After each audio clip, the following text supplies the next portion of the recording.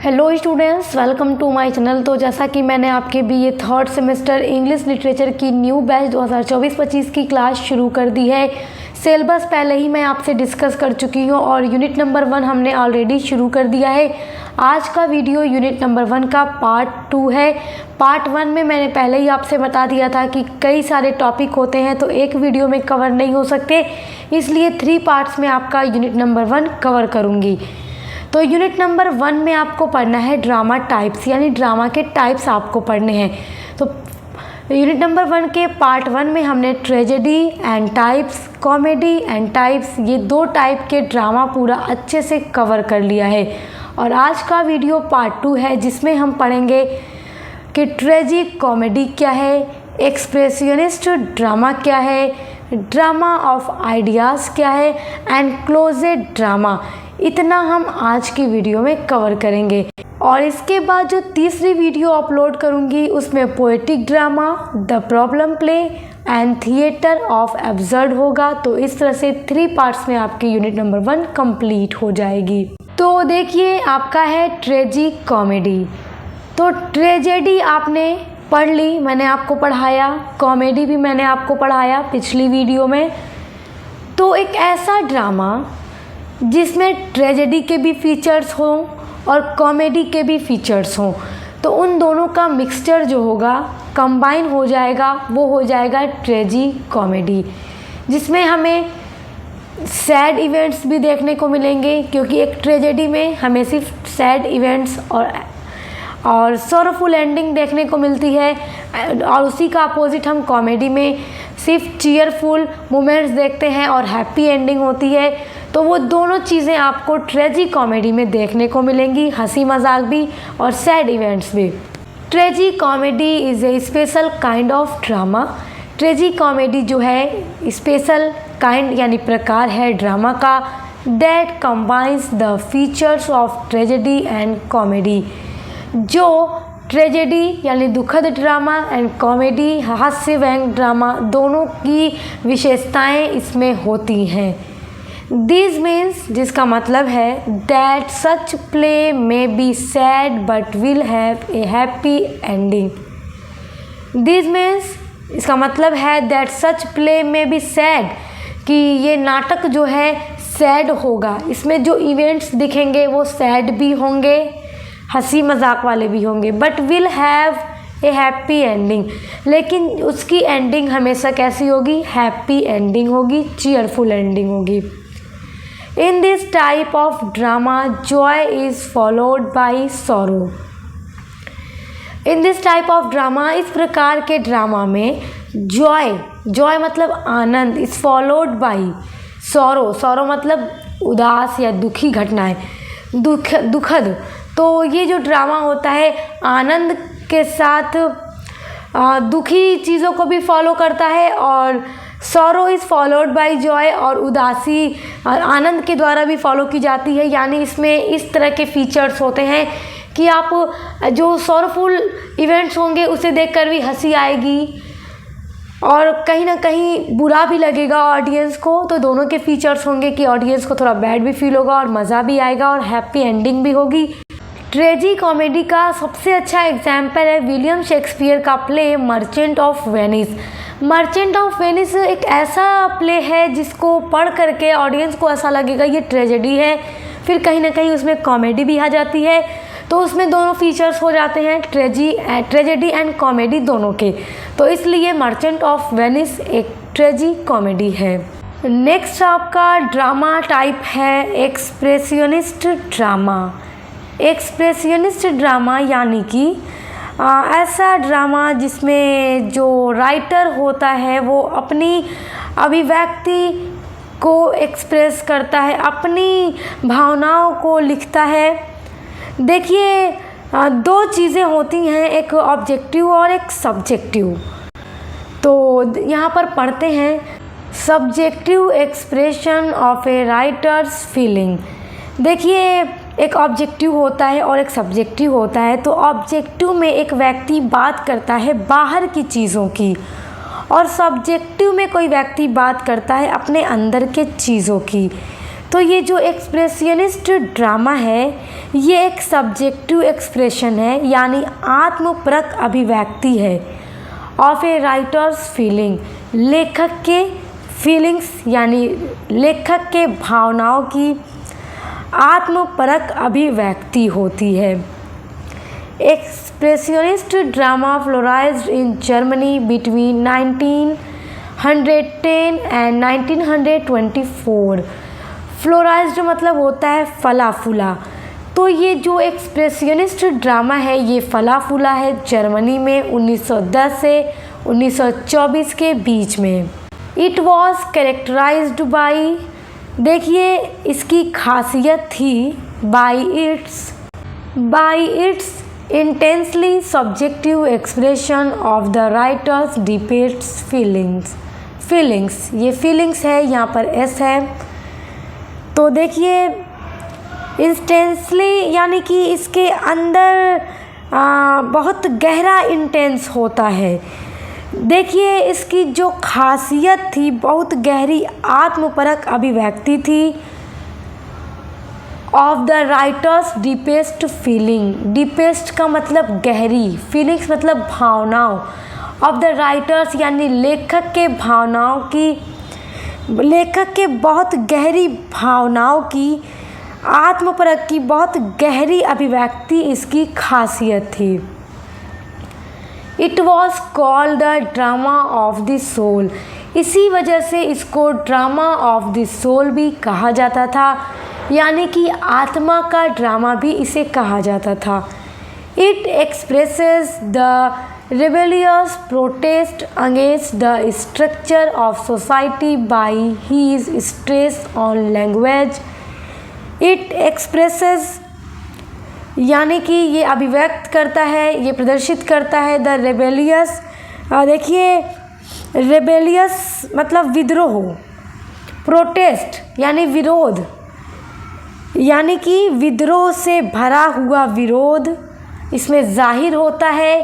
Against the structure of society, society के structure यानी संरचना के खिलाफ विरोध जाहिर होता है। By his stress on language, इसमें लेखक का जो जोर होता है भाषा की तरफ होता है। ऑफन प्रोफाउंडली लिरिकल, और प्रायः ये जो भाषा होती है काव्यात्मक होती है। लिरिकल मतलब काव्यात्मक होती है। At the expense of plot and psychologically drawn characters.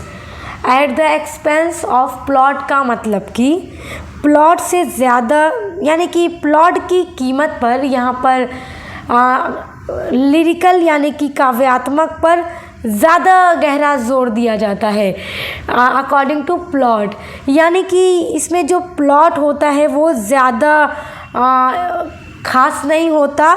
इसमें जो चीज़ें खास होती हैं वो होती है feeling of writers, deepest feeling of writers, क्योंकि इसमें लेखक अपने अंदर की भावनाओं का वर्णन करता है। इसलिए इस तरह के ड्रामा में लेखक की भावनाएं प्लॉट यानी कथानक से ज़्यादा महत्वपूर्ण होती हैं। And psychologically drawn character, psychologically यानी मनोवैज्ञानिक रूप से, ड्रॉन मतलब खींचा गया है, कैरेक्टर्स यानी पात्र या चरित्र को, यानी इसमें मनोवैज्ञानिक रूप से पात्र खींचे गए हैं। तो ये इसकी खासियत होती है। तो स्टूडेंट्स अब देखते हैं ड्रामा ऑफ आइडियाज़। अब देखिए अगला ड्रामा है आपका ड्रामा ऑफ आइडियाज़। तो अब हम इसको समझते हैं आखिर ये ड्रामा ऑफ आइडियाज़ है क्या। इसको पढ़ने से पहले एक बहुत इम्पॉर्टेंट बात मैं आप लोगों से कहना चाहती हूँ। देखिए मुझे बहुत सारे बच्चों के ये कमेंट्स आते हैं कि मैम ये नोट्स जो है इसका PDF हमें प्रोवाइड करा दीजिए। तो स्टूडेंट्स जो है एग्ज़ाम की तैयारी के लिए PDF मांगते हैं इसी नोट्स का। तो देखिए मैं आपको सारे नोट्स प्रोवाइड कर दूंगी, यही सारे नोट्स PDF के थ्रू आपको दे दूंगी ताकि आप अपने एग्ज़ाम की तैयारी बेटर तरीके से कर सकें। तो देखिए मैं 1 यूनिट का फुल यही नोट्स आपको दे दूंगी PDF के रूप में, और इसका जो चार्ज होगा यानी इसका जो प्राइस होगा बहुत कम होगा। 1 यूनिट का मात्र जो प्राइस होगा वो 100 रुपये होगा, 100 रुपये के अंदर में होगा, 100 रुपये के ऊपर आपका 1 यूनिट का प्राइस नहीं होगा। तो बहुत कम रुपए में मैं आपको पूरा नोट्स प्रोवाइड कर दूंगी और आपके सारे यूनिट्स मैं आपको दे दूंगी। तो अगर आप इंटरेस्टेड हैं पीडीएफ के लिए तो आप लोग मुझे कमेंट ज़रूर कीजिएगा। और उसके अलावा आपके जो अदर सब्जेक्ट हैं मैं उनका भी नोट्स बहुत जल्दी बनाने की कोशिश करूंगी और उनका एक अच्छा पीडीएफ तैयार करूंगी। तो अगर आप इंटरेस्टेड होंगे तो आप उसके लिए भी मुझे कमेंट कीजिएगा। मैं अदर सब्जेक्ट पे अभी काम नहीं कर पा रही क्योंकि मैं थोड़ा बिज़ी चल रही हूँ इस टाइम। तो मैं एग्ज़ाम से पहले सारी चीज़ें आपकी कंप्लीट कर दूँगी, प्रोवाइड कर दूँगी। तो अगर आप इंटरेस्टेड हैं तो मुझे कमेंट बॉक्स में लिखकर ज़रूर बताइएगा। तो चलिए अब देखते हैं ड्रामा ऑफ आइडियाज़। आखिर ये ड्रामा ऑफ आइडियाज़ है क्या? पॉइनियर्ड बाय जॉर्ज बर्नार्ड शॉ। देखिए जॉर्ज बर्नार्ड शॉ बहुत बड़े फेमस पॉपुलर ड्रामेटिस्ट थे और इन्होंने एक ड्रामा भी लिखा है आर्म्स एंड द मैन। वो एक बहुत अच्छा एग्जाम्पल भी है ड्रामा ऑफ आइडियाज़ का। यानी इसमें उन्होंने अपने विचार दिए हैं। ये एक ऐसा ड्रामा होता है जिसमें राइटर विचार देता है किसी भी सोशल मैटर पर, जैसे चाहे विवाह हो जाए, शादी हो या फिर कोई भी चीज़ हो या फिर समाज में अगर कुछ ऐसी चीज़ें हो रही हैं जो गलत हैं तो उस पर राइटर एक अपने ड्रामा के थ्रू अपने विचार लोगों तक शेयर करता है ताकि लोग अच्छे और बुरी चीज़ों से अवेयर हो सके और जान सके कि क्या चीज़ें सही हैं और क्या चीज़ें हमारे लिए गलत हैं। तो पॉइनियर्ड बाय जॉर्ज बर्नार्ड शॉ, इस ड्रामा को, ड्रामा ऑफ आइडियाज़ को पॉइनियर यानी कि इसको विकसित किया गया है, लाया गया है जॉर्ज बर्नार्ड शॉ के द्वारा। Is a type of discussion play in which the clash of ideas and hostile ideologies reveals the most acute problems of social and personal morality। देखिए जिसमें विचारों और शत्रुतापूर्ण विचारधाराओं का टकराव सामाजिक और व्यक्तिगत नैतिकता की सबसे गंभीर समस्याओं को उजागर करता है। देखिए ये जो ड्रामा होता है, ड्रामा ऑफ आइडियाज़ यानी कि विचारों का नाटक, जैसा कि हमें इसके नाम से ही पता चलता है कि इसमें विचारों का खेल, समाज, सामाजिक जीवन, यहाँ तक कि व्यक्तिगत संबंधों पर विचारों का प्रसार प्रचार करने के लिए ऐसा ड्रामा राइटर्स के द्वारा लिखा जाता है। तो देखिए पहले के टाइम में ना आप देखिएगा बहुत ज़्यादा वार वगैरह भी होता था जिससे लाखों लोगों की जानें भी जाती थी और उस टाइम में लोग वार को बहुत अच्छा समझते थे, लोगों को अच्छा लगता था। वो ये नहीं देखते थे कि कितना खून खराबा हो रहा है, कितना नुकसान हो रहा है, कितने लोगों की जानें जा रही हैं। तो जॉर्ज बर्नार्ड शॉ ने एक प्ले लिखा आर्म्स एंड द मैन जिसका पूरा बैकग्राउंड जो है वार है। तो वार उसी के थ्रू उन्होंने बताया कि ये जो चीज़ें हैं वो गलत हैं, वार जो है अच्छा नहीं है। देखिए this type of comedy is different from the conventional comedy. देखिए इस प्रकार की जो कॉमेडी होती है वो कन्वेंशनल यानी पारंपरिक कॉमेडी से बहुत अलग होती है। कहीं ना कहीं ड्रामा ऑफ आइडियाज़ भी एक कॉमेडी ही होता है। ये नोट कीजिए, बहुत अच्छा एग्जाम्पल है ड्रामा ऑफ आइडियाज़ का arms and the man. Arms and the man is an excellent example of the drama of ideas. George Bernard Shaw का ये प्ले है जो आप पढ़ेंगे अपने बीए 3rd सेमेस्टर में। इसी सिलेबस में आपको पढ़ना है, सारी चीज़ें मैं आपका करा दूंगी। इससे जुड़ा जितने भी important long short question answer होंगे सब मैं आपको प्रोवाइड करा दूंगी। हर सब्जेक्ट की एग्ज़ाम आने से पहले मैं 10-15 मॉडल पेपर पूरा आंसर के थ्रू अपलोड करती हूँ, आंसर के साथ आपको प्रोवाइड कराती हूँ। तो इसलिए आप बेफिक्र रहिए। तो देखिए example of drama of ideas, ये ड्रामा ऑफ आइडियाज़ का एक बढ़िया एग्जाम्पल है। Shaw's message is that war is no longer a thing of glory but a dull and sordid affair. Shaw's यानी कि जॉर्ज बर्नार्ड शॉ का जो message है, जो संदेश है, इस अपने ड्रामा के द्वारा वो क्या मैसेज दे रहे हैं, क्या आइडिया दे रहे हैं, is that war is no longer a thing of glory but a dull or sordid affair.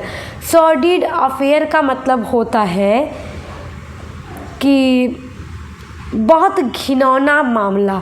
तो युद्ध जिसको लोग गौरव समझते थे उस टाइम, तो जॉर्ज बर्नार्ड शॉ ने अपने play arms and the man को लिखकर ये चीज़ बताई लोगों को, समाज के लोगों को, कि युद्ध कोई गौरव की चीज़ नहीं है बल्कि एक नीरस और बहुत घिनौना मामला है जिसमें लाखों लोगों की जानें जाती हैं।